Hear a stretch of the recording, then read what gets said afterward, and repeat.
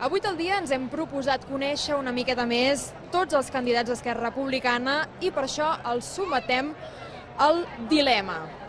Començarem amb Gabriel Rufián, el cap de llista, i el que t'aniré proposant són dues opcions i tu n'has d'escollir una de les que et digui. I aviam si poden ser respostes més o menys curtetes i mulla't. Vale? Comencem amb una de fàcil. Mullo molt, Més encara. Més, molt bé. Una de superfàcil. Josep Cuní o Pilar Rahola? Hòstia, és com escollir entre el papa i la mama. Cuní, Per què? perquè el veig des de fa molt i molt de temps. Era petit i ja el veia. M'agrada, m'agrada. Cervesa... La Pilar també, Ja està, ja no s'està mullant. Cervesa o vi? Vi, sí. Abans cervesa, ara cada vegada m'agrada més el vi. Anna... Serà l'edat. Deu ser això. Anna Gabriel o David Fernández? David Fernández. No sóc objectiu, perquè m'agrada moltíssim, l'admiro molt, i a més tinc certa relació, i a l'Anna la veritat és que no la conec tant. Dolç o salat? Salat, no m'agrada el dolç, de fet. Res de res, ni xocolata? No m'agrada.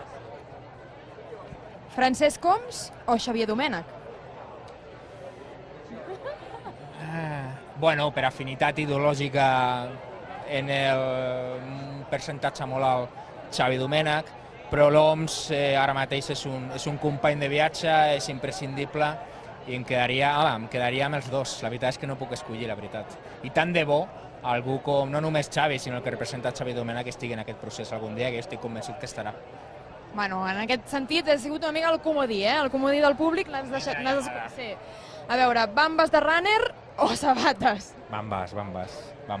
Claríssimament, perquè avui les tornes a portar, no falla això, Perquè és que hem de caminar tant per tot el territori escampant la bona nova que... còmodes. Al final m'he copiat jo, després de portar talons durant uns dies, he decidit que no m'anava bé per les sabates i pels peus. Queda molt millor. L'altre també, però això molt bé. Creient o ateu? Ateo. CUP o CDC? Home, em sento molt més proper a la CUP. Carai. Sí, em sento molt més proper ideològicament a la CUP, però no és cap notícia, ho he dit moltíssimes vegades, principalment aquella CUP de David Fernández, tot el que van fer. Selfie o Belfi? Selfie. Tu has pensat molt, això, Més d'un Belfi has fet, tu, aquí. No. M'ha fet gràcia. Què prefereixes? Dir-me els 10 punts del programa electoral, els que teniu resumits al principi, o la taula de multiplicar del 9? 10 punts. Nosaltres... Els porto aquí, els repassaré, a veure si els dius bé. A veure, un moment.